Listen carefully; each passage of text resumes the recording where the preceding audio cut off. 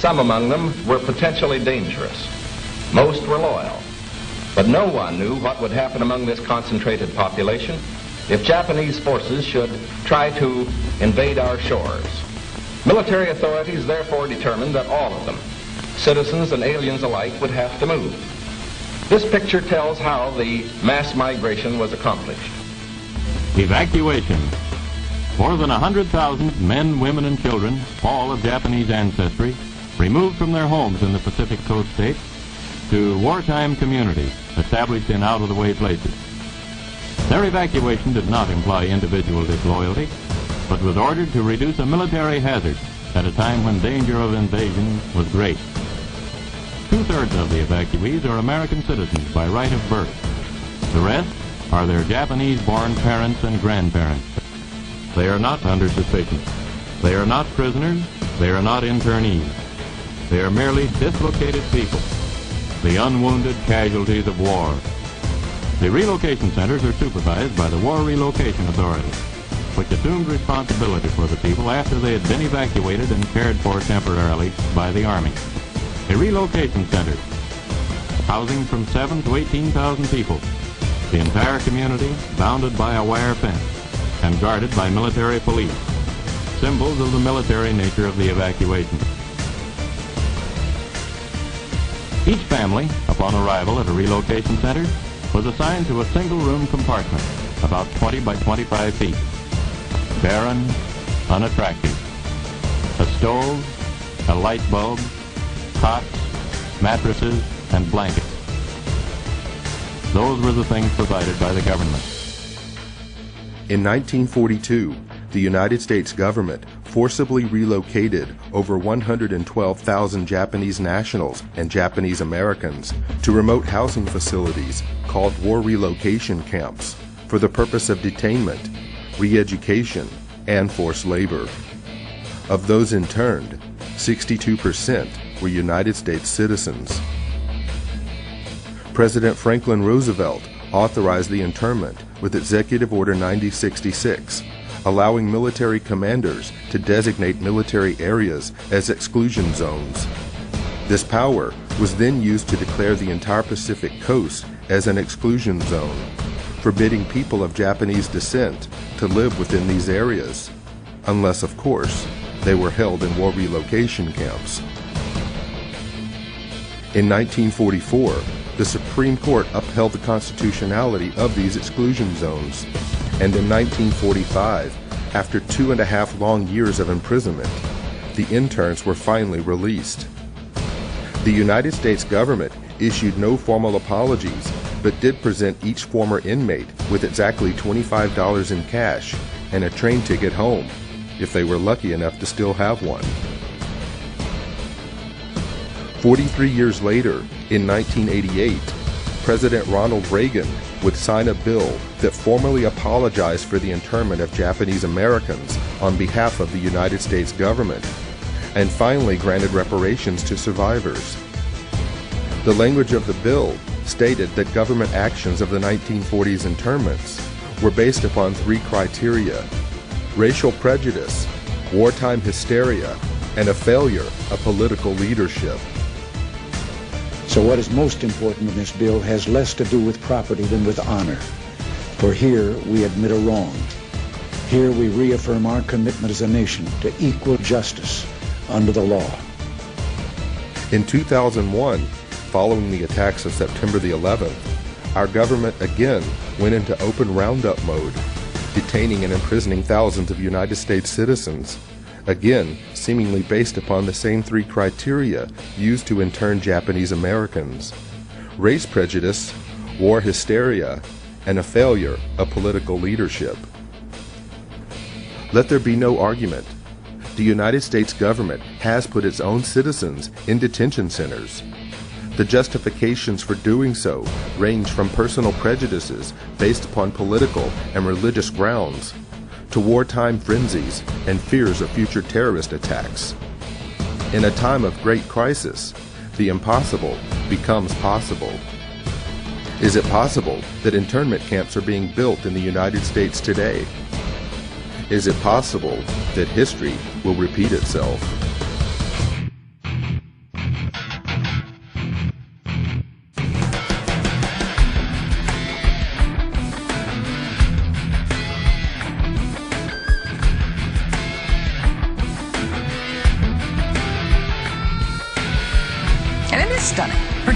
especially to hear President Obama claim the power to keep people in prison indefinitely with no charges against them, no conviction, no sentence, just imprisonment.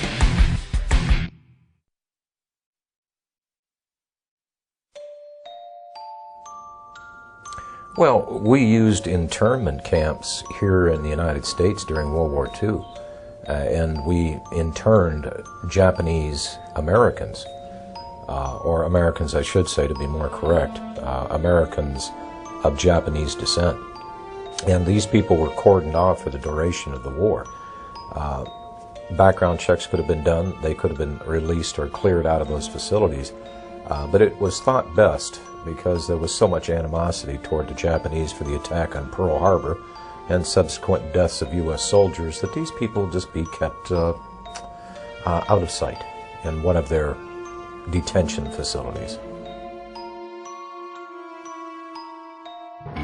On April 1st, 1979, by Presidential Executive Order 12127, the Federal Emergency Management Agency was created for the purpose of coordinating the response to disasters that have occurred in the United States and that overwhelm the resources of local and state authorities. Upon its creation, FEMA absorbed the Federal Insurance Administration, the National Fire Prevention and Control Administration, the National Weather Service Community Preparedness Program, as well as several other federal-level preparedness programs. FEMA was also given the responsibility for overseeing the United States Civil Defense, a function which had previously been performed by the DoD's Defense Civil Preparedness Agency. In 2003, FEMA became part of the Department of Homeland Security's Emergency Preparedness and Response Directorate. FEMA follows three simple directives. 1. National emergency recovery. 2. Continuity of government. And 3. Combating perceived threats to the existing social and political order.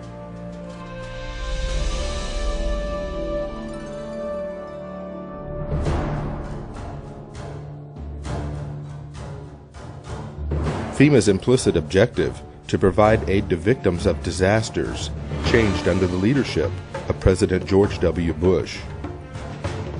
Although some may argue, prior to the Bush administration, FEMA's reaction time for responding to and the handling of national emergencies was beginning to improve.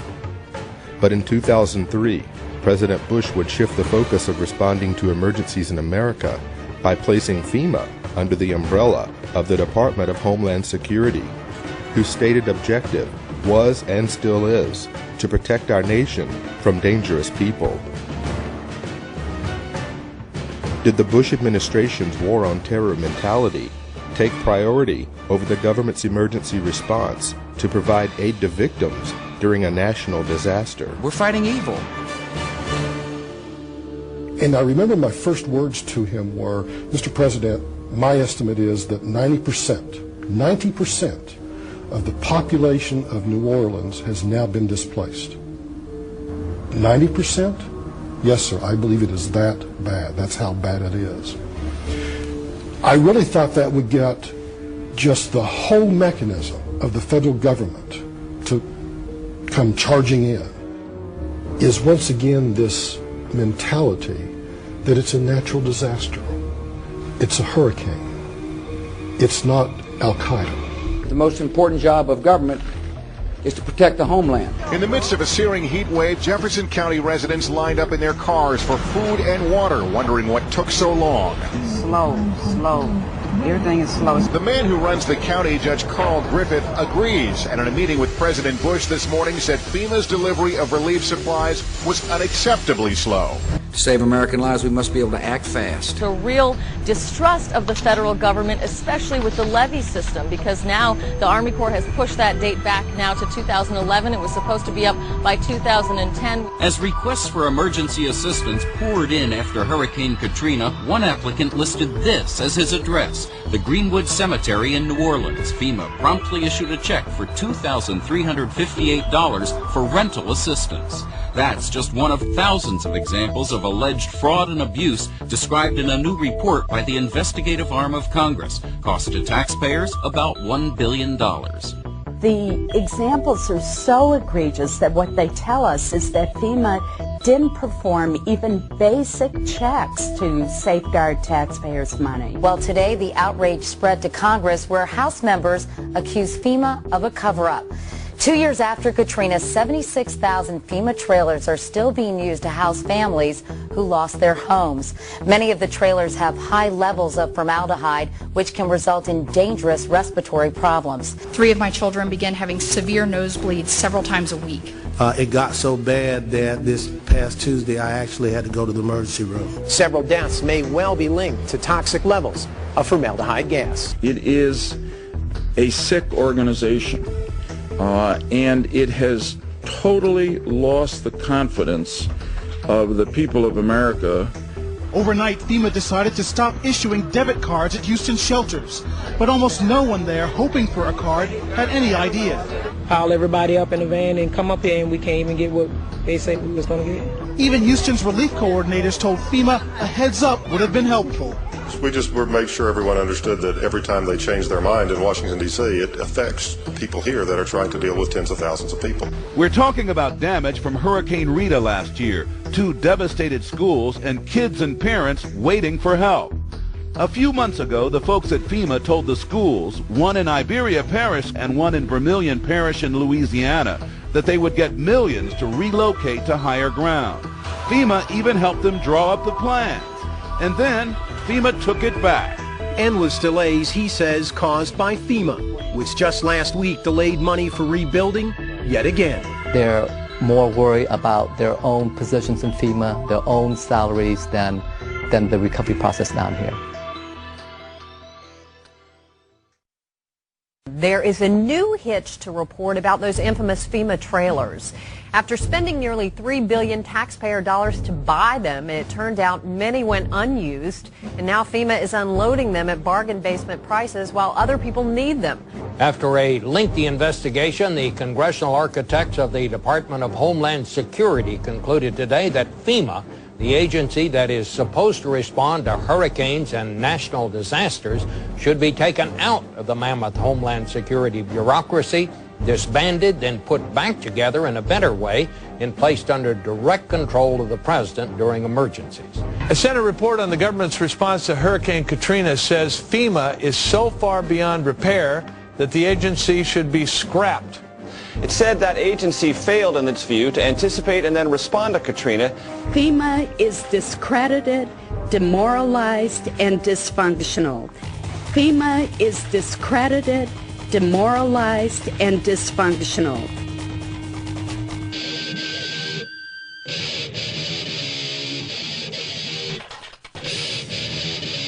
In the mid-1970s, the discredited federal government was more scared of the public than ever, coming off the years of Richard Nixon.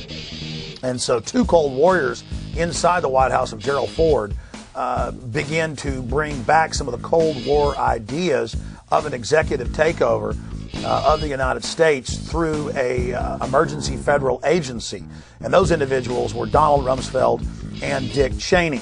And so really what we see being set up by Jimmy Carter in 1979 is just a continuation of federal policy to expand a federal takeover plan for continuity of government. And so that's what the Federal Emergency Management Agency was really set up for.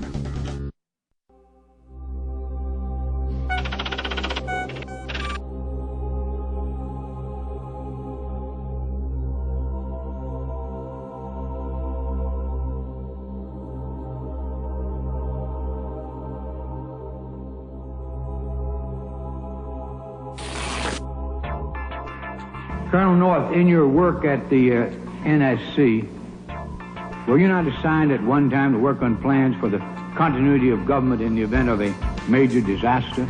Mr. Chairman. I believe that question touches upon a highly sensitive and classified area, so may I request that you not touch upon that, sir. One of the programs that got exposed during Iran-Contra was Rex 84. And Congressman Jack Brooks, in those hearings, brought up the fact that in reality, FEMA was a cover for a huge continuity of government program in case the American people ever rebelled. And that was the architecture or the blueprint for the illegitimate shadow government to fully take over the functions of the entire federal government, suspend the Constitution, suspend the Bill of Rights, and arrest whoever they wanted to. And FEMA was going to control the camps that the people were going to be put into. And FEMA would be the main governmental institution with different directors over every agency. And now when you watch FEMA on television, it's always a colonel or a general or an admiral in uniform who's over the different departments. The martial law portions of Rex 84 were outlined in a 1982 memo written by FEMA Deputy John Brinkerhoff. Martial law was to be declared in the event of a national crisis, yet the plan did not define the term national crisis. The plan allowed FEMA to take control of both federal and state governments, appointing military commanders to replace duly elected officials. The plan also called for the rounding up of at least 21 million American Negroes for delivery to numerous military bases converted into prison centers, also known as FEMA relocation camps. Why? Because at that time, African Americans were classified as one of the largest threats to the continuity of the federal government. Who does the federal government consider the biggest threat these days? The convergence of globalization and technology has created a new brand of terrorism. There were persons who, for whatever reason, came to view their home country as the enemy. The kind of right-wing, religious-based domestic terrorism. Disturbing news tonight about homegrown terror. Part of this is big change in the White House, a new cultural experience, and some of the crazies are coming out of their closet. Right now, it looks like there is no connection between the men arrested and any known terrorist cell. Homegrown. Yeah, homegrown, I should say. Folks, we've got a very serious situation here. I'm holding what is called the right-wing extremism, current economic and political climate, fueling resurgence and radicalization and recruitment. And in it, we talked about the fact that they define pro-lifers as domestic terrorists. They put this in a Department of Homeland Security document, this official assessment, now saying pro-lifers, people that believe in end-time prophecies, people that are opposed to the administration's position on immigration, those of us that are standing up for the sanctity of life and for the sanctity of marriage, all of those are now potential, and this is what they're saying, domestic terrorists. It's a terrorist next door that could be our bigger threat. They call people who believe in the sanctity of life, who believe in owning firearms, who believe in serving their country in the military and coming back, who are very concerned about the policies that this nation is embarking on, spending too much money, taxing too much. It's all listed right here. These are the domestic right-wing extremists. 1 million names under the watchful eye of the United States. America's so-called terrorist watch list has hit the record number according to one of the country's most prominent civil liberties groups. That's a lot of people to keep track of. They're adding new people all the time. It's a secret list that you don't know really quite how one gets on and you don't know how you get off. They're coming out and profiling huge groups of people. You know, if you voted for a certain political candidate, you should be considered a potential threat. And you couple that with things like the Patriot Act, where if you are a threat in their eyes, you can be held without access to judge, jury, and without access to a lawyer or even to your family.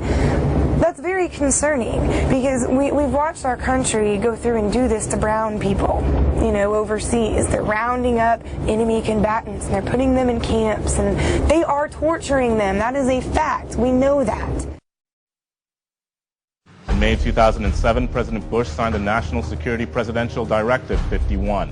The unclassified portion of NSPD 51 states that in the event of catastrophic emergency, a cooperative effort among the executive, legislative, and judicial branches of the federal government, coordinated by the President, will replace normal governmental procedure. Most Americans would agree that it would be prudent to have a plan to provide for the continuity of government. They have such a plan. They introduced a little sketchy public version that's clearly inadequate and doesn't really tell us what they have in mind. But they said, don't worry, there's a detailed classified version. But now they've denied the entire Homeland Security Committee of the United States House of Representatives access to their so-called detailed plan to provide for continuity of government. They say, trust us. Trust us? George W. Bush or Barack H. Obama, the corruption, the tyranny just expands like PDD 51, where the president says, Congress, you have no authority over any way the government runs ever again during an emergency. The presidency runs everything. You are literally titular. You are a figurehead. You are ceremonial. And congressmen then on the Homeland Security Committee, as high a level clearance as the president, said, we want to see the entire PDD 51. And the White House says, no, you don't get to see it because PDD 51 removes you from that process. This is high treason against the people. It is high treason to have the executive telling the Congress, you can't see Presidential Decision Directive 51. You can't see its accompanying executive order. You don't have any authority over anything anymore. FEMA is dysfunctional. This is high treason against the people.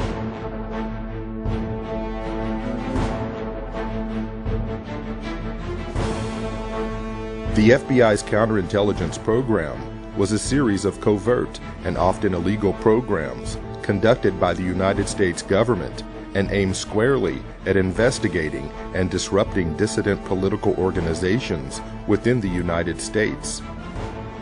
According to a Senate Select Committee study chaired by Senator Frank Church, and including such members as Phil Hart, Walter Mondale, and Barry Goldwater, the FBI's motivation for conducting these programs was protecting national security, preventing violence, and maintaining the existing social and political order.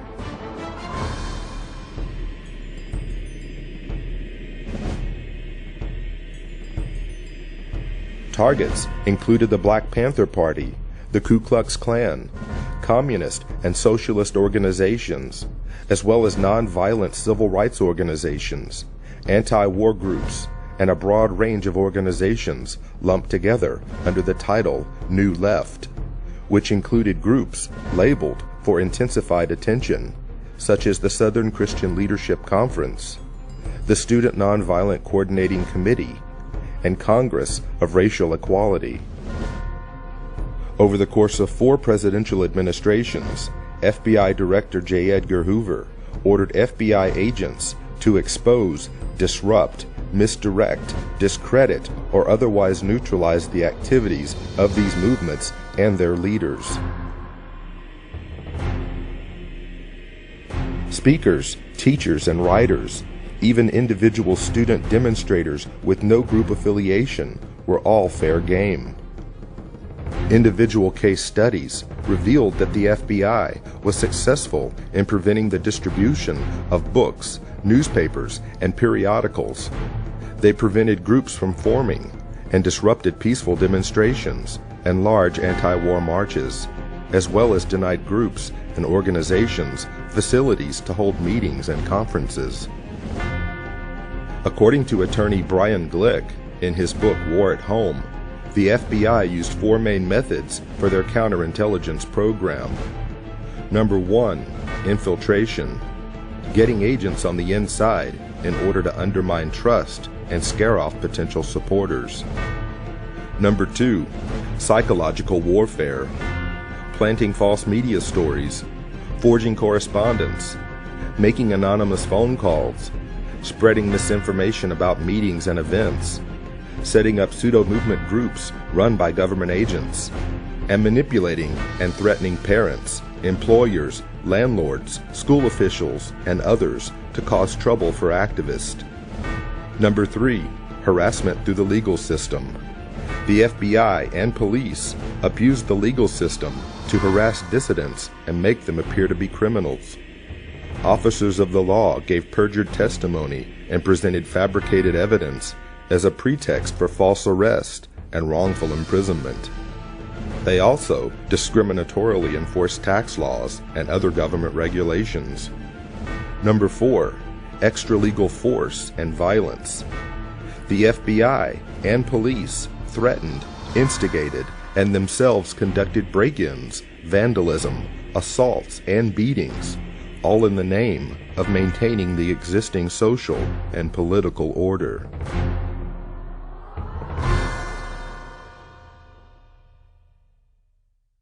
Increased security for 4 New Jersey Supreme Court justices after their home addresses were revealed in a webcast by a self-proclaimed white supremacist.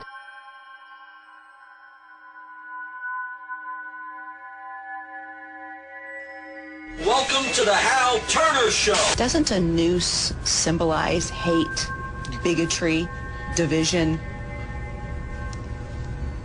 Justice.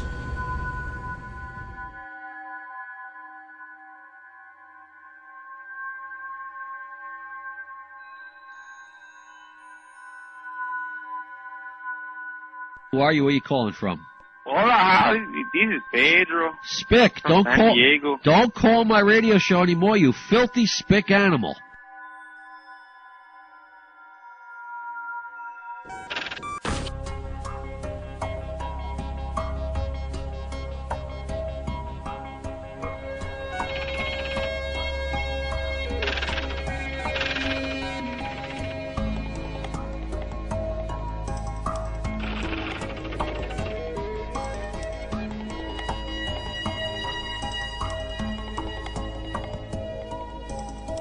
People were being profiled and stopped if they had certain kind of bumper stickers on their car, like a Ron Paul bumper sticker or a Chuck Baldwin supporter. And as you read the Make report, bits and pieces that were lifted right out of the Project Megiddo report back in 1999 by the FBI, describing what terrorists were, how law enforcement could identify potential terrorists. And I can remember back in the 90s, the FBI was doing an education program with local law enforcement, and what they had was a trifold pamphlet. Again, this was not meant for public consumption, only to be passed around amongst the rank and file and the police. It ran through the list of what a potential terrorist might be or what they might prescribe to. And the list is kind of interesting. If you were a supporter of the Constitution, if you were an ardent supporter of the Second Amendment, or even if you were a person of deep religious conviction, you might be a member of a certain cult. And going back to Project Megiddo, it's all basically the same thing. That if you have any strong beliefs in anything, that you could be a possible threat. You could be a terrorist threat against government structure. In Missouri, a new document meant to help Missouri law enforcement agencies identify militia members or domestic terrorists has drawn criticism. The February 20 report, called the Modern Militia Movement, mentions such red flags as political bumper stickers for third-party candidates, such as Ron Paul, who ran for president, talk of conspiracy theories such as the plan for a superhighway linking Canada to Mexico, and possession of subversive literature. So the state police in Missouri have been told that if you see a car with a bumper sticker that opposes the so-called creation of North American Union, the superhighway, that you are probably following a militia member, that you are following an anti-government radical. If you see a car with a bumper sticker that says Ron Paul for president, you might be dealing with a violent radical. Exercise extreme caution.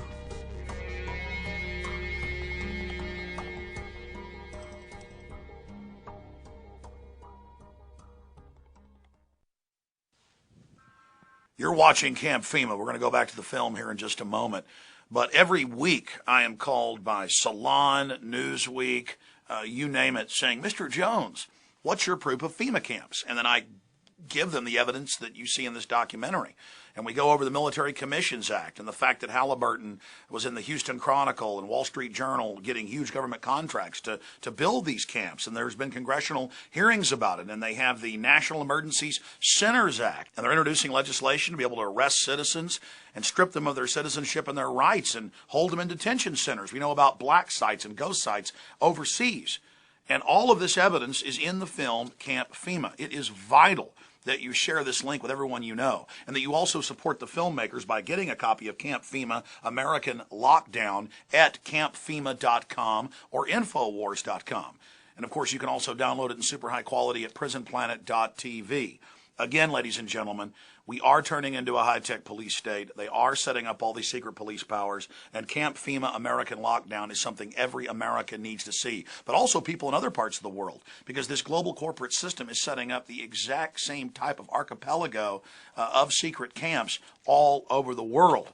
And the same producers of Camp Fema, William Lewis and, of course, Gary Franchi, have also released Don't Tread on Me, Rise of the Republic, that shows how the states can take back our nation and the difference between a republic and a democracy. Please support the filmmakers so they can make future documentaries by getting the DVDs at Infowars.com or CampFema.com. Now back to Camp Fema.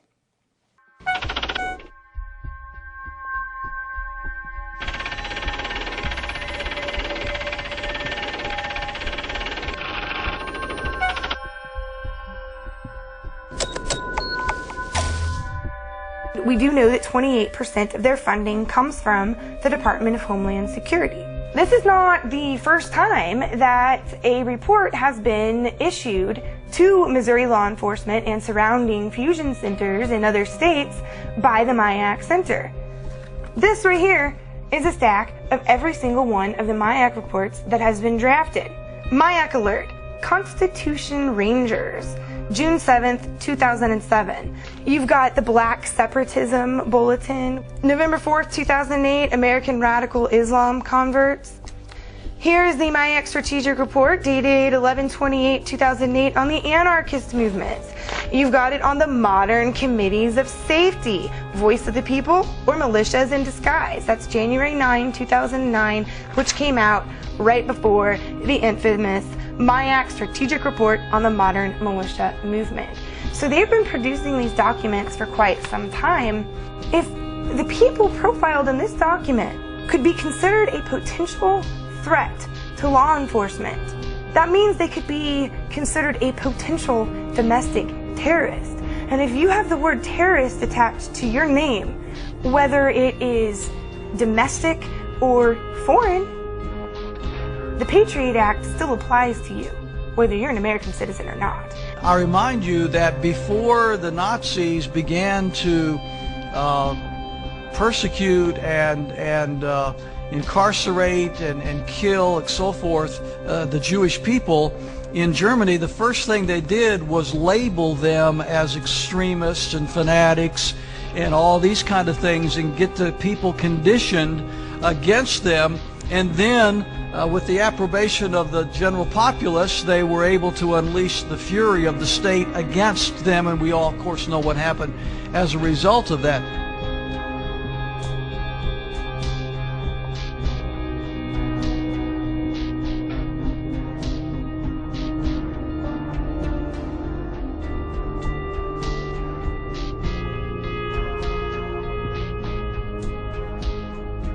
Is that the face of a terrorist that they had to know where that cash came from? Again, it's turning more into fascism. It's one thing for them to make sure you don't have a gun or a bomb in your pocket. It's another thing for them to not like a book. This shows you the danger of profiling. Maybe he was profiled because he had a Ron Paul bumper sticker. An anti-tax demonstration is scheduled for downtown's Keener Plaza April 15th, but charges are flying that one of the organizing groups is an extremist anti-government group. The Southern Poverty Law Center and the Anti-Defamation League have their own opinions about the Constitution Party. I think we'd consider it a fringe right-wing political party that we consider to have extremist roots. When we talk about the New World Order, it is mimicking, if not duplicating, language that comes out of organized white supremacy. The elites have said that they want to have a final revolution, that they know the public's going to revolt against them, so that's why they've scientifically set up the surveillance grid, the cashless society. This whole continuity of government system is designed to suppress and control the people of America. Northcom, the Pentagon, the military are all announcing their number one job now is fighting the American people. They're saying the number one terror threat is veterans and gun owners and conservatives and libertarians and Ron Paul supporters. And I've been sent secret Army documents. We call the phone numbers, and they're accurate and real, where I'm being watched at In the Fed protest, where we peacefully go out and demonstrate. And now even the ACLU has written letters saying, why is the Pentagon watching U.S. citizens? Why are you listing any protest as an act of terrorism? The real terrorists are the people that have hijacked our nation that would dare say the First Amendment is terrorism.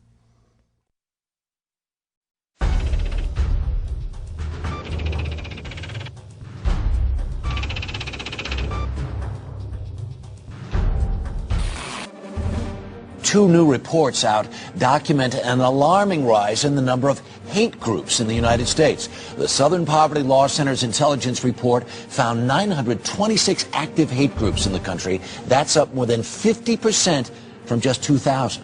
Morris Dees is the founder of the Southern Poverty Law Center. He joins us from Montgomery, Alabama. Good morning, sir. Your report dovetails with a brand new report from the Department of Homeland Security claiming basically the same thing. And they say part of it is because of the election of President Obama. Other part of the responsibility goes to the deteriorating economy. The political climate, the election of Obama, the immigration issues that have faced the United States over the last 5 to 10 years, and now especially the economy, is almost causing a resurgence of what we saw in the days of Timothy McVeigh, almost a militia movement that's being reborn in the United States. Homeland Security says people who oppose abortion or worry about the threat of illegal aliens could pose a radical threat to America. It warns about groups and individuals dedicated to single issues like abortion, immigration, and gun rights, and even raises a red flag about veterans returning home from the wars in Iraq and Afghanistan. Does this report seem to lump in ordinary Americans who have real concerns about stuff with nutjob racists and anti-Semites? There's one thing that's glaringly missing here. No discussion about the real terrorists, the Al-Qaeda cell groups and others that are located inside the United States. It's all about domestic. It's not overseas. The most dangerous. It literally changes the entire focus for the Department of Homeland Security has been doing. I was passed by an Oklahoma City police officer vehicle.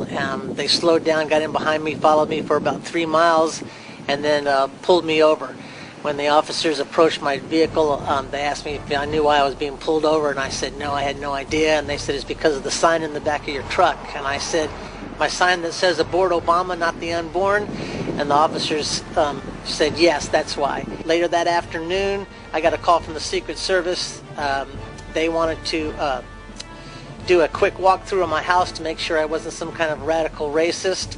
Why would Americans, under the guise and the threat of worldwide terrorism, why would they willingly give up or relinquish their rights to government when our rights did not come from government in the first place? Our rights merely came from God. They were enumerated by the government, put in the Bill of Rights as a reminder not to us, but those in power as to not violate them. And I know the history of government, not just American government, but the history of government well enough to know that most governments acquire power and they do not like dissent. We are losing our freedoms in the United States. Most Americans do not realize that we have free speech zones in the United States. I mean, talk about an oxymoron. You know, all of the 50 states are a free speech zone. You're an American. That by definition creates a free speech zone. We have freedom of speech because we stand up and say what we think, not because the Founding Fathers ratified the First Amendment in 1791. So if we're losing the free speech zones, the governments in general throughout history have tried to quell dissent by controlling the media, which we already have in this country, and by generating fear of confrontation. After Seattle, the feds said we can't allow protests anymore in America. It's too dangerous. That's why we're going to have free speech zones miles away from where the events are, in baseball fields, in church parking lots, where nobody can see you or hear you. You've got your First Amendment, but you've got it way over here miles away. That all started as a beta test in Seattle in '99 with the police, after they'd staged the riots, with hired anarchists, coming up to people saying nowhere in the city could they even wear a pin saying no WTO. And the police say, hey, First Amendment is suspended in Seattle, and the news pushed it like it was a good idea and the right thing to do. The lines are open. This is First Word, ladies and gentlemen. At 877-367-2526. Whatever's in your head, call and share it at this moment. Hello. Yeah, how you doing, Al? My name's Austin from Florida. I was recently looking around on the Army's website, Army.mil, and I came across this document called the Civilian Inmate Labor Program. This was put out in 2005, and I was just like reading over the first couple pages. Just in the first couple pages, this document on the Army's own website talks about converting military bases and installations into giant prisons and establishing civilian inmate labor programs. Have you ever heard of it? No. This is on Army.mil if anyone wants to look it up. Okay. It came out in 2005. Another conspiracy theory. This is on the Army's website, sir. All right, so we're all going to be in prison, right? They're going to have prison camps? I don't know, but, I mean, obviously there's a document that has Yeah, there are lots of documents in lots of places. But this is on the military's own website. Yeah, okay. Yeah. Army.mil. Okay. I'm at Army.mil. Says the link's broken. There's no such Army.mil. Can you get to Army? I can't get to Army.mil.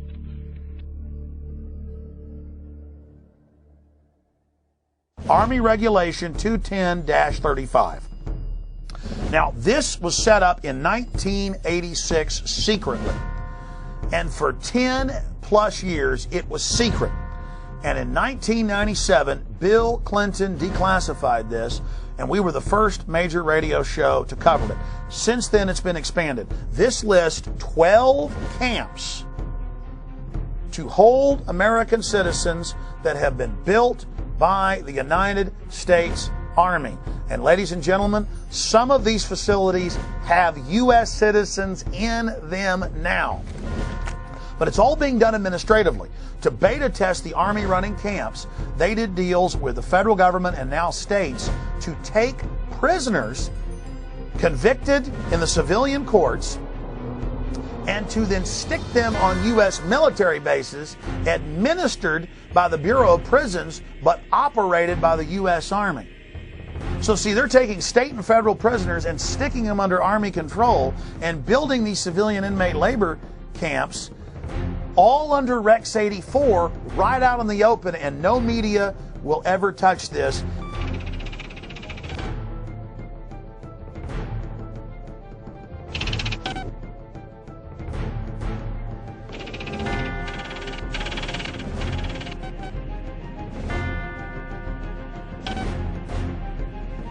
Beginning in October, the Army plans to station an active unit inside the United States.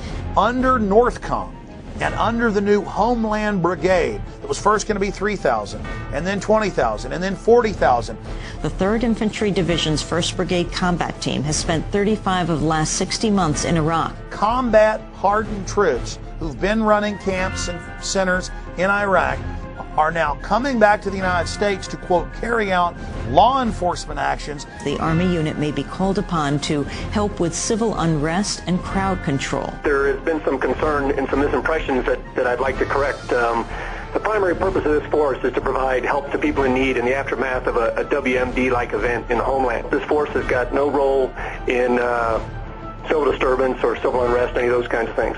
The Army Times reporting, quote, they may be called upon to help with civil unrest and crowd control or to deal with potentially horrific scenarios, end quote. NORTHCOM, the Northern Command that came into being in October of 2002, when that came in, people like me were concerned that the Pentagon was going to use its forces here in the United States, and now it looks like, in fact, it is, even though on its website it says it doesn't have units of its own. Now it's getting a unit of its own. And the Army Times said during civil unrest inside the United States that the Army's new job would be engaging the American people. The Posse Comitatus Act of 1878 generally prohibits federal uniformed services from carrying out domestic law enforcement duties, except in cases expressly authorized by the Constitution or an act of Congress.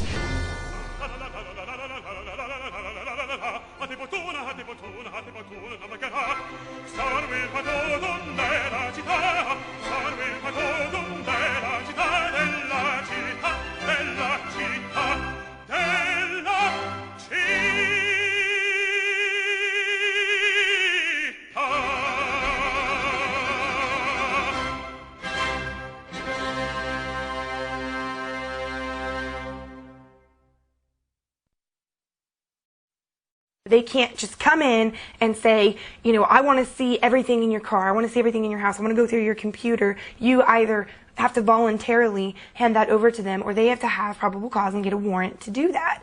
So it's very clear that the government does not have the authority to be spying on us. That was not the intent of our founders when they created this system of government.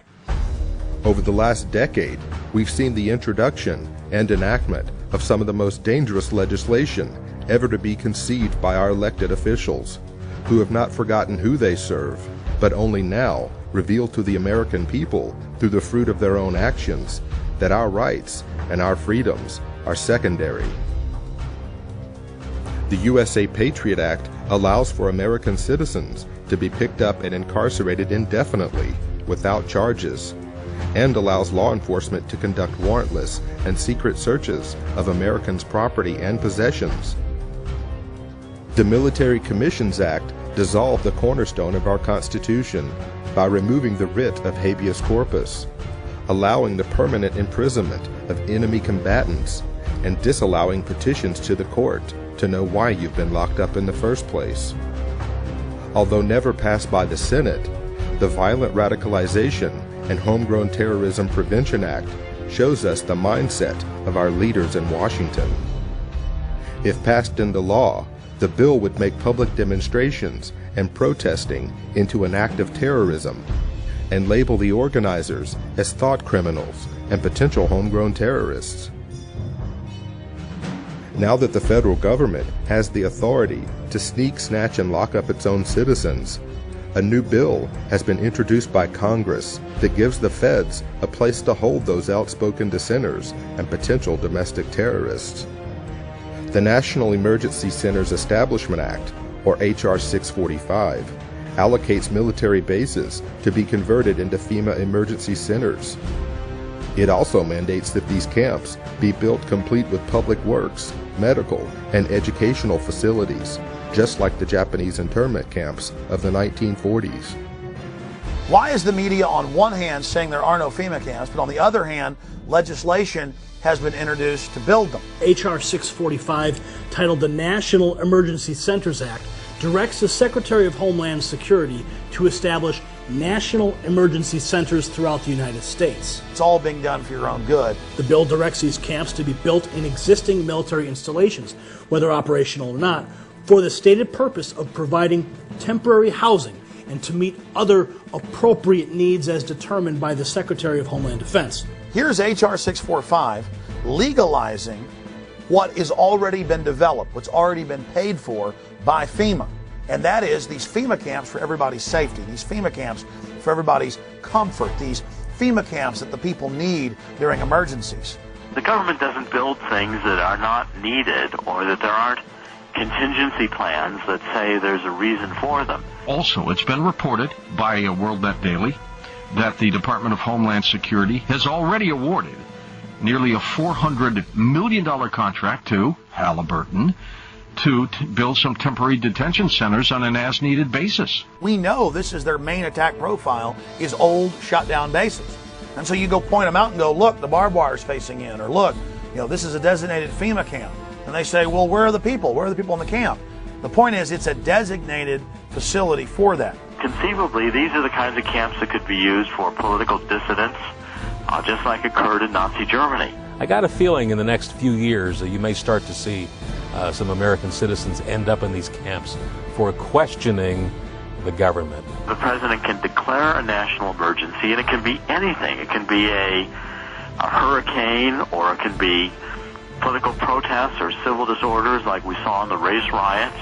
I think the government's anticipating that there's going to be a increased reaction against the economic downturn, and this could lead to the kinds of street riots and protests we've seen in countries such as France. If we do not have a government which is controlled and limited by the Constitution, then our personal motives and preferences are irrelevant. It doesn't matter if you have freedom of speech if you're in a FEMA concentration camp. It doesn't matter. You're certainly not going to be allowed to have a gun inside a concentration camp. And all of our rights are predicated on a free America. And if we don't have a free America, all of the other questions become moot. Don't these companies have a responsibility morally if they're in there building camps and building shackles and building barbed wire facing in to speak out and say this is unconstitutional in the United States? Well, of course they do. But Kellogg Brown and Root was connected to some of the contracting that went on at Camp X-Ray, Guantanamo Bay in Cuba. So this is their business. I talked to the Department of Homeland Security spokespeople, and they affirmed the contract with this KBR, the former Halliburton company, was in place. The Department of Homeland Security was ready to build these contingency as needed detention centers anywhere in the country in the event of any kind of a national emergency, including natural disasters or, again, riots or protests. Just because you think someone might commit a crime doesn't mean that they have done anything, and does not mean that you have the right to punish them for what you think they are going to do. You know, in our system of government, you're supposed to be innocent until you are proven guilty, not guilty until you're proven innocent. And so if you can be declared guilty or potentially guilty before you even lift a finger, that is bordering on thought crime. That is bordering on punishing people for pre-crime.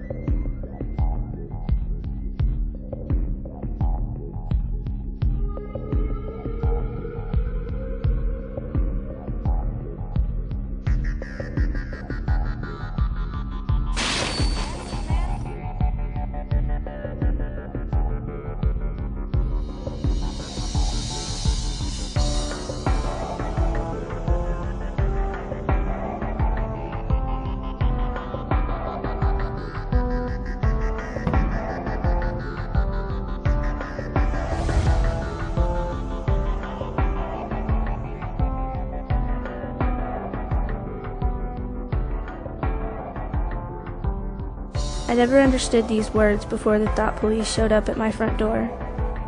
Liberty isn't something that we touch or feel or grasp in our hands. You can't taste it or smell it or hear it. It doesn't have a particular shape or size or color. It's intangible, elusive, and in constant need of nurturing, or else it withers and dies on the vines of tyranny. Modern tyranny is a lot more sophisticated than the Hitlerian or Stalin-esque things we've seen in the past. But even in Hitler's day, they knew how to sell it. And they advertised the camps as, hey, look, people don't like you here in the Warsaw Ghetto. You're not allowed to have jobs. You're not allowed to work. Get on the trains. We're coming to take you to a safer place where you're going to be able to work and be amongst your own people. They put them on trains, took them to the camps, killed the old and infirm, worked the other people to death. And they advertised, hey, we're going to delouse you, going to give you a shower, march right in here.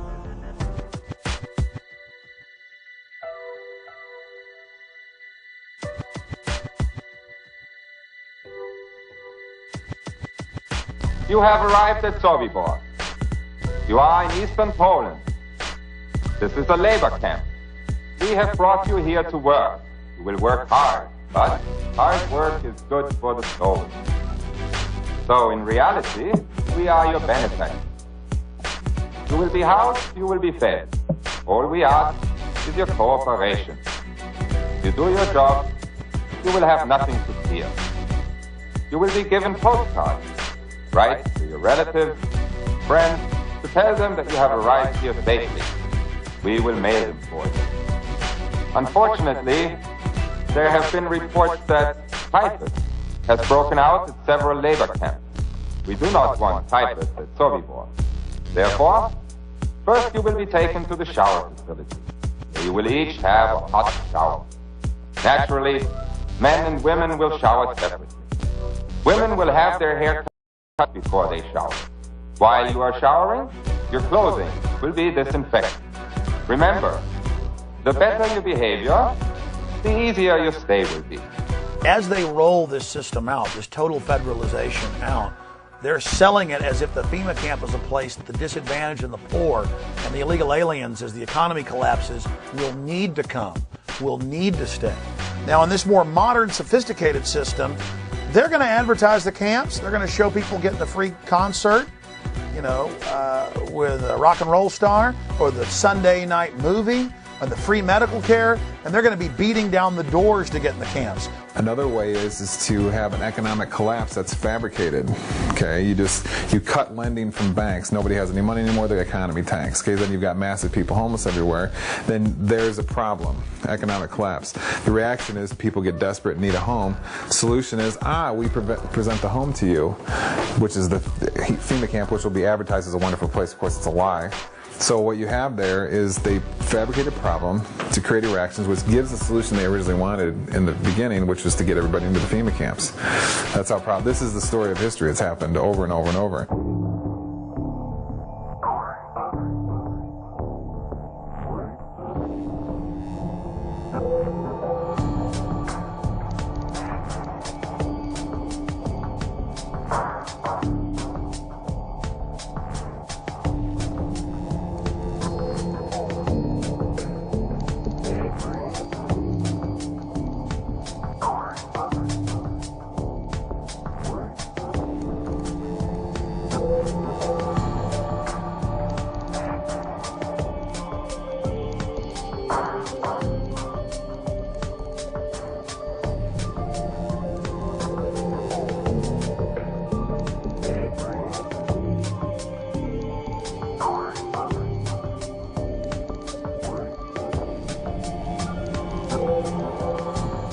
If you can detain people, I would call them quasi-concentration camps.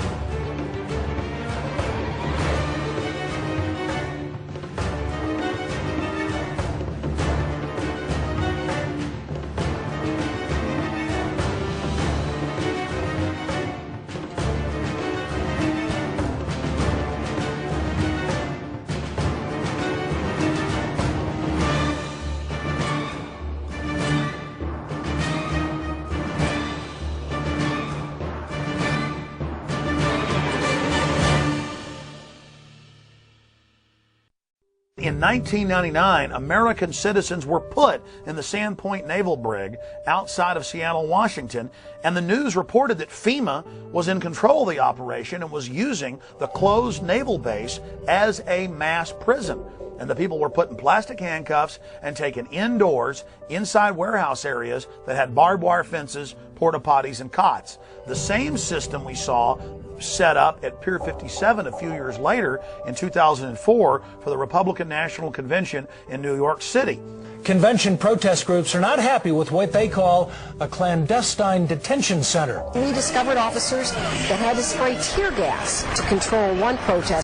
And At least 4 officers held down another protester. The recent discovery of a makeshift jail in Denver's warehouse district is causing outrage among some. It's a warehouse filled with makeshift jail cells to be used if there are mass arrests. It was apparently constructed to hold DNC protesters. Those cages are for the safety of law enforcement agents and those who are arrested, but Recreate 68 calls this place a concentration camp, unfit and inappropriate. We don't need another gulag or stalag or prison, whatever you want to call it, to house people who just want to express an opinion of a better world. That's why we have the protest. This lot sitting right next to where we're filming right now, it's fairly big, comprising several acres. That itself we readily turned into a holding area by virtue of some concertina wire, some observation guard post, and a security ring. Doesn't take much. It can be a sports arena. It could be abandoned airports. It could be abandoned military facilities. Any place that you could set up a security perimeter could be used as a temporary internment camp.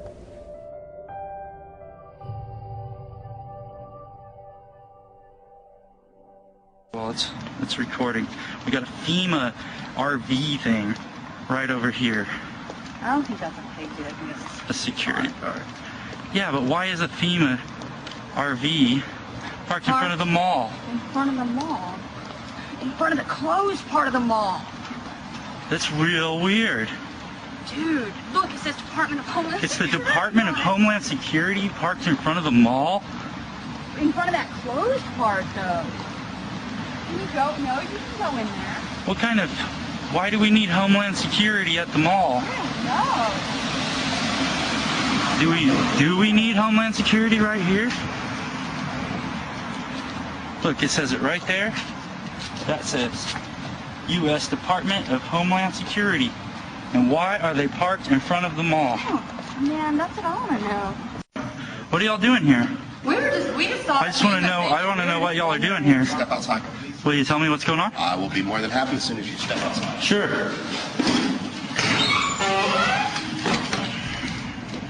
Is there a reason you're doing that? We just saw the FEMA cam, and I thought y'all were part of the. There's some sort of emergency, or what's going on? Been shut down, or not the mall. This store had already been shut down, but Is there some reason why FEMA's here, though? in case Ike hits. In case Ike? In case I've already what? told him he's not. Dude, you're just a security guard. I'm Yeah. a security guard. Don't Yeah, I'm sorry, we're part of an organization that is just making sure everybody understands what's going on these days. I don't understand why y'all are here, though. Well and fine. I still didn't explain why y'all are here. I'm not going to, okay? Just don't step So back. what kind of operations are going on inside? Have a good day. Just tell me what kind of operations are going on inside. They built the temporary detention center. It was about 780 beds that have really made a difference. We still have a long road ahead of us, but FEMA's going to stick with us, and I know we'll make it. It's a $37 million facility. It was built in Indiana. It was modeled off of a modern facility in Michigan. It originally was designed in the States and brought down here in sections, so we put it together like one big Lego piece. Then people started noticing on the backs of flatback rail cars these little 1- and 2-person mobile concrete jail cells.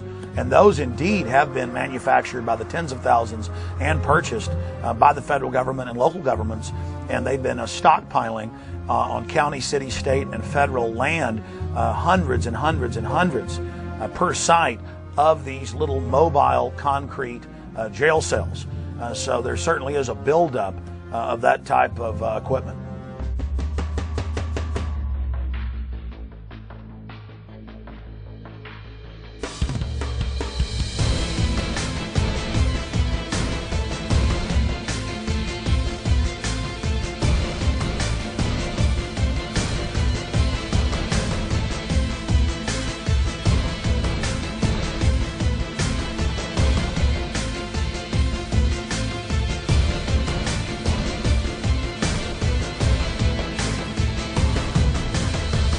Several years ago, the military issued a challenge to create a faster and better razor tape. They wanted a barrier that would be at least 50 inches taller than the standard fence and one that could be deployed faster than 30 man-hours. Ulster County-based Cobra Systems is getting ready to ship the first batch of its express razor wire to the U.S. military. The system allows soldiers to lay hundreds of yards of wire from the back of a vehicle in just a few moments. This is more of an action of a country that has gone absolutely berserk, that they feel that they would have to jail their own citizens, that the government would fear its own people so much that they would be talking about detaining people or incarcerating them or vetting them or investigating them or whatever. This whole thing has been turned on its head.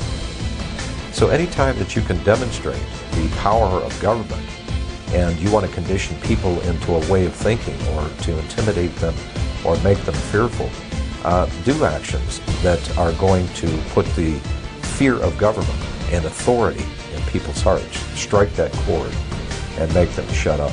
Just when people in this country should be doing exactly the opposite, because I don't even recognize this country anymore.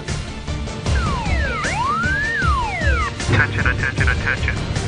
American forces are here to help. Remain calm. We will not tolerate civil disobedience.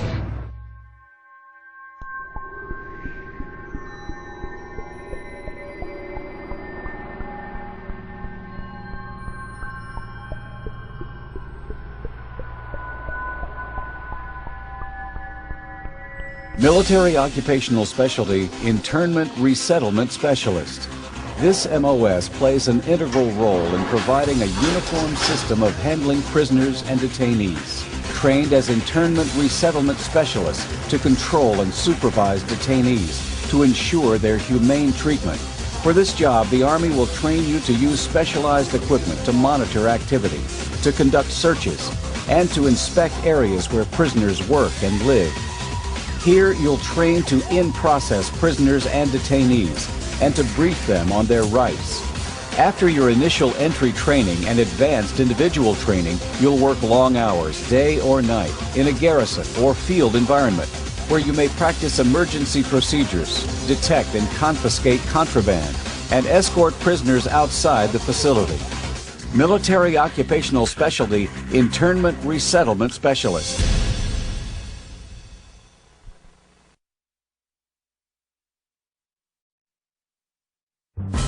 The burden of service has fallen almost exclusively onto the backs of our military. And that's why I won't just ask for your vote as a candidate. I will ask for your service and your active citizenship when I'm President of the United States. Citizenship is not an entitlement program. It comes with responsibilities. A young person joining our military must know that we will only send them into harm's way when we absolutely must. We need to ease the burden on our troops while meeting the challenges of the 21st century. People of all ages, stations, and skills will be asked to serve. Because when it comes to the challenges we face, the American people are not the problem, they are the answer. We cannot continue to rely only on our military in order to achieve the national security objectives that we've set.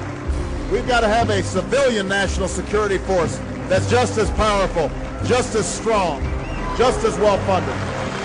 Everybody somewhere between the ages of 18 and 25 will serve 3 months of basic training and understanding in a kind of civil defense. That universal sense of service, somewhere between ages 18 and 25, will give Americans, once again, a sense of what they are to be American and their contribution to a country and a common experience. We were taught, my brother and I, is that you have an obligation to give back. That's why community service has been such a big part of my life. Our troops need to know that we're making the same commitment to this country that they've made. I love Obama.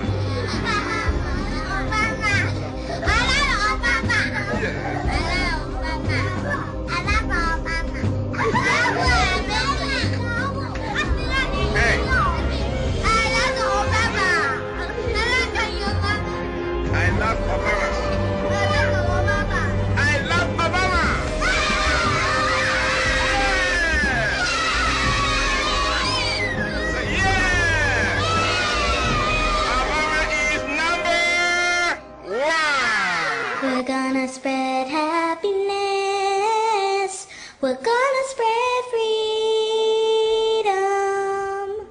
Obama's gonna change it. Obama's gonna lead 'em.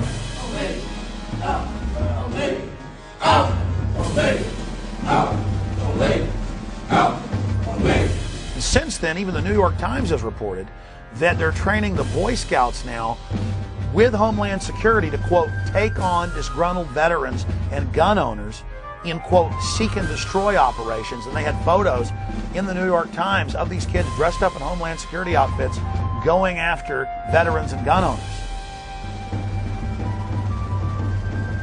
Stalin said, give me somebody before age 7, I can turn them into anything I want. So that's why there's this push. Get the kids into the school system. Get them to not follow evidence. Get them to only do as they're told. Get them to be little robots. Get them to think it's normal to march up in lines and act like little soldiers and so forth. And then later in life, they'll never know the difference. Everybody has to get rid of the idea that they're an individual. They have to understand that we all have to work in the group for the collective, for the good of the whole.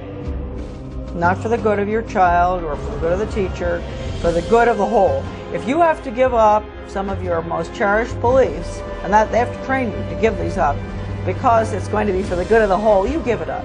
What this legislation does then is to help harness this patriotism and connect deeds to needs. We cannot continue to rely only on our military in order to achieve the national security objectives that we've set. We've got to have a civilian national security force that's just as powerful, just as strong, just as well funded.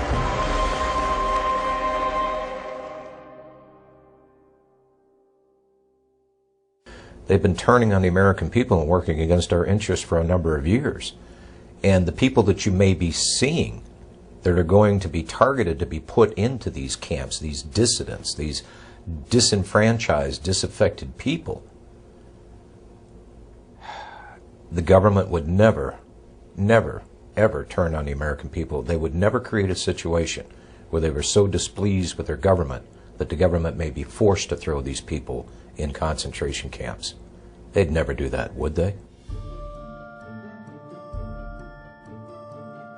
My name is Sam Ozaki. I'm a native-born American citizen, Los Angeles, California, along with about 120,000 other persons of Japanese ancestry when Franklin Delano Roosevelt signed Executive Order 9066. We were all rounded up like cattle and placed into America's concentration camps. They had designated areas where people would report, and they were transported by bus to they called them assembly centers. They didn't have facilities to house 120,000 persons, so they took over racetracks, fairgrounds, places like that. Work in the camp was slave labor. In fact, they had us making camouflage nets for the United States Army. Now that was absolutely slave labor. Later on, I said we should all have refused to work and then let the Army and the government come in and do all the chores that had to be done. But as I said, we had lost all our, not only our life and liberty, but also our finances. You know, when you think about it later on, we were not much better than Hitler. On the other hand, we have to say that at least we were not gassed and murdered like the thousands that were killed, millions really, in Europe. Although I have to say that there were at least 10 persons shot and killed by American guards simply because they got too close to the barbed wire fence that was surrounding the camps. Native-born American citizens like myself were denied life, liberty, and the pursuit of happiness in total violation of all the Constitution, the Bill of Rights, and so forth. Every morning the children would stand up, face the American flag with liberty and justice for all. You know, psychologically, it really affected us. That's why, for example, I mentioned earlier on that there were many parents who never even told their children that they had been in concentration camps because they were ashamed. We should not be ashamed. It was the United States government that should be totally ashamed of their behavior and putting 120,000 persons of Japanese ancestry in America's concentration camps. And you have to be alert because it can happen again.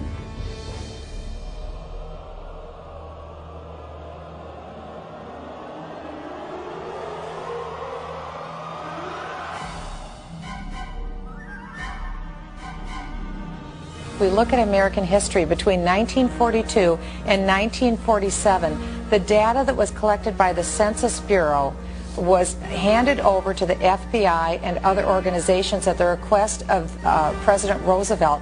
And that's how the Japanese were rounded up and put into the internment camps. I'm not saying that that's what the administration is planning to do, but I am saying that private personal information that was given to the Census Bureau in the 1940s was used against Americans to round them up. I think there is a point when you say enough is enough to government intrusion.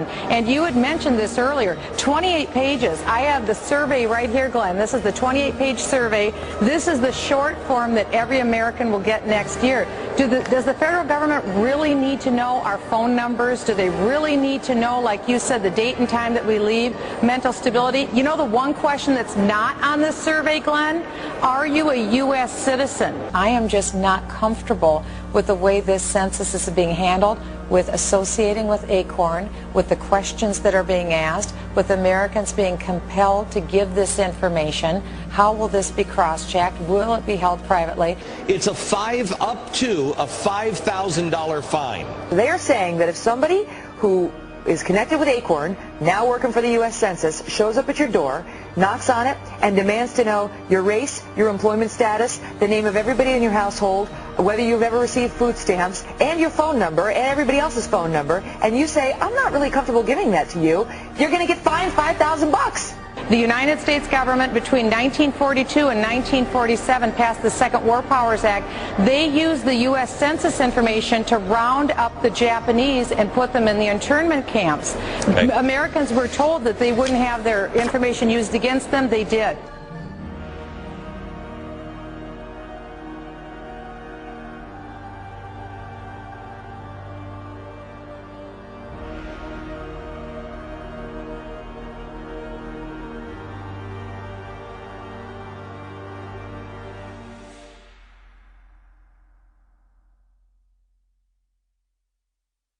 Well, one of the things that we're fighting here in Oklahoma City, we have a radio show called Radio Free Oklahoma, and we try to get the information out about the upcoming swine flu vaccines.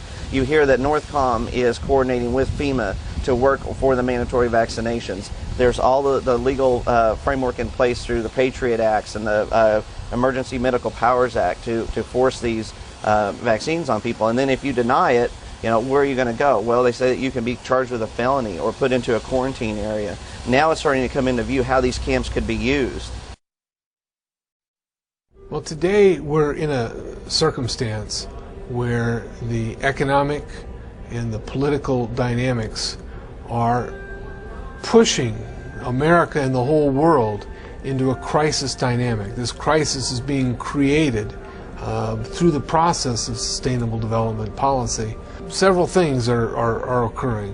One is that our system of justice is being changed. We're shifting from equal justice, where every human being has certain unalienable rights to life, liberty, and property, etc., to a system of social justice where no one has any such right, but where people are judged based upon the group that they're part of. Previously, there have been several reports, such as the MIAC report in the state of Missouri, but this is the first time that a report such as this actually named individuals. Once you label someone in a derogatory manner, an extremist, a potential militia member, terrorist, whatever term is used, for some people the moniker will remain. Before you can persecute people, before you can incarcerate large numbers of people, you have to marginalize them. You have to create the image that these people are dangerous to society, or they're extremists or radicals, call them what you will, but marginalize them from the mainstream of society so that at that point the rest of society will accept the persecution that might result upon this group. It's been an age-old strategy that's worked in every totalitarian regime in the history of the world. And that's why we're concerned here in the United States when we see this kind of marginalization going on about people who voted for Ron Paul or people who voted for Chuck Baldwin. Why are they being marginalized? Why are they being singled out as a potential danger to society? And I think it's shades of the strategies and tactics of totalitarian regimes in history past, and that should never happen in this country. The people in Washington, D.C. haven't represented what was on the American people's minds for a long, long time. They are the most disassociated, discombobulated, disconnected people on this planet. And they necessarily had to do that for all the violations of the Constitution that they've done. Just how far are you willing to go before you stand up and say no more to the federal government? Our founders actually intended for the federal government to be very small and limited, and that most of the service of government was to be done in the states. And so I think there's probably a growing conflict between states and the federal government. And I think there's some really good reason for the federal government to be concerned right now, because I think there are a lot of people in the United States that are beginning to say, where are we going to draw the line in the sand and say no more to the federal government?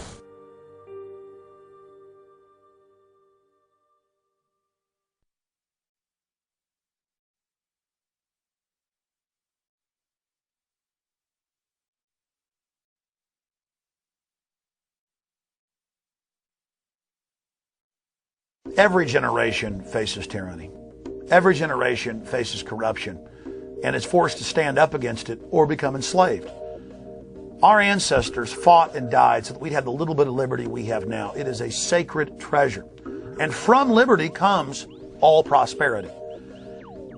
The human race is depending on all of you out there that are seeing this information to educate yourself on the facts presented in this film and then to take action.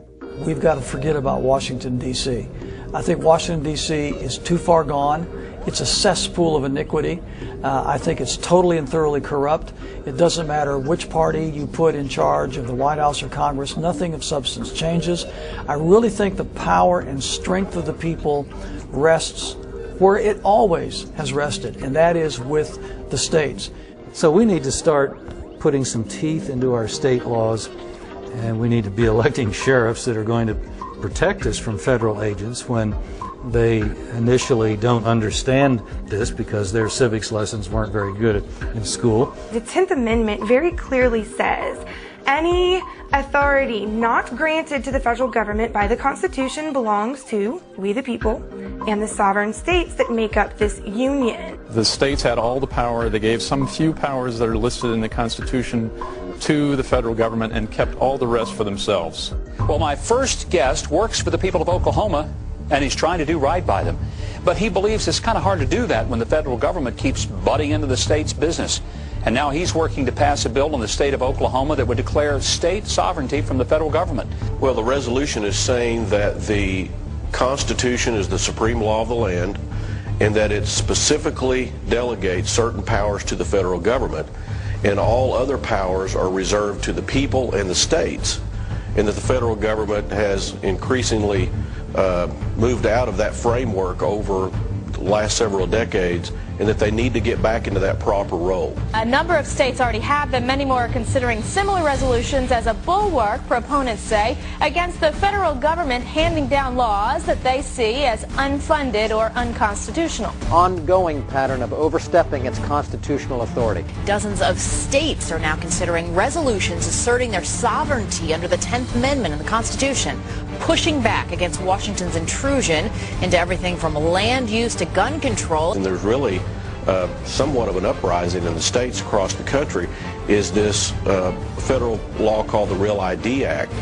Texas appears ready to declare its sovereignty again. A resolution doing just that has the unabashed endorsement of the state's governor.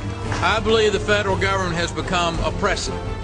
I believe it's become oppressive in its size, its intrusion in the lives of its citizens, and its interference with the affairs of our state. The bill, HCR 50, is currently in Texas's House. It reasserts the constitutional guarantee of the 10th Amendment. We need to focus on our state government. We need to focus on our state legislators, the governor's mansion, the state Supreme Court, the sheriffs at the state and local level. All these agencies need to be the focus of freedom-loving people. And if you do treasure the notion that your rights are unalienable, meaning imbued in you by our Creator, and you want to defend the American circumstance, the only way we can effectively battle the Agenda 21 protocol is to do it locally. We have the checks and balances in the states to be able to maintain the freedom of our people. You get involved in your local area. I mean, that's where you can affect the most change. I don't know why we have FEMA. I don't see anything about a FEMA in our Constitution. I think it should be eliminated. We're fighting tyranny. We're standing up for liberty. We're the good guys. We have the moral high ground on our side. All you have to do is get started. Take that first step, and then you'll find that you get this momentum, and you can't stop it. We are the government. Do whatever you can to get involved and get to know what is happening in your state. Are they watching people in your state and sending information up to FBI and Homeland Security? Are you going to be profiled in a report issued by your state?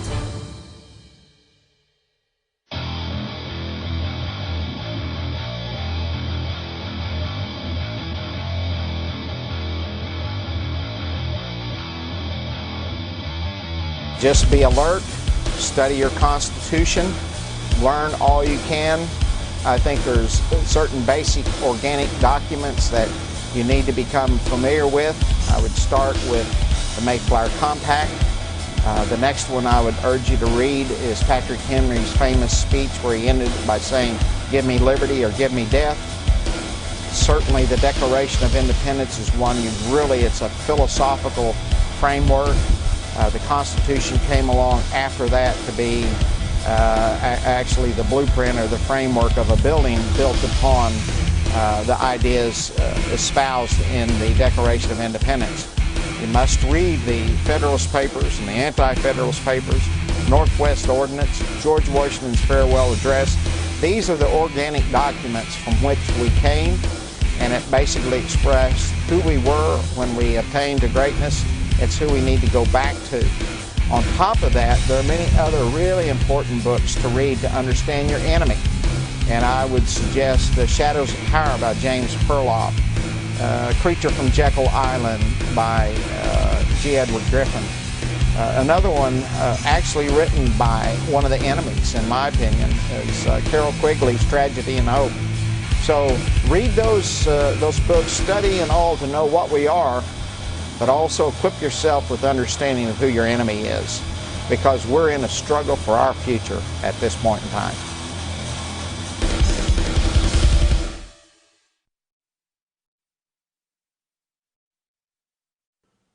Thank you for watching Camp FEMA American Lockdown. The information in this film is documented fact, but don't believe myself or the filmmakers. Research the information you've seen in this documentary and prove for yourself that it is a bona fide reality. And then please take action with this film and show it to everyone you know. And other documentary films available at campfema.com and infowars.com, like Don't Tread on Me, Rise of the Republic. When you purchase the films, you're also supporting independent citizen filmmaking and the alternative media that is now really discrediting the establishment. We have come so far together, and it's exciting for me to see other great filmmakers like William Lewis and Gary Franchi out there taking action. They couldn't have done this work without all of you out there supporting them, so I want to thank you. If you want to get involved in Gary Franchi and William Lewis's organizations, you can visit the website restoretherepublic.net or takebackwashington.com to get involved with other patriots in your area in our fight to restore our constitutional republic and to remove it from the control of the offshore criminal cartel known as the New World Order. I would also encourage you to visit Infowars.com and PrisonPlanet.com, my news websites, and my syndicated radio broadcast, because we are continually covering the latest developments in the battle against the globalist. Thank you for watching Camp FEMA.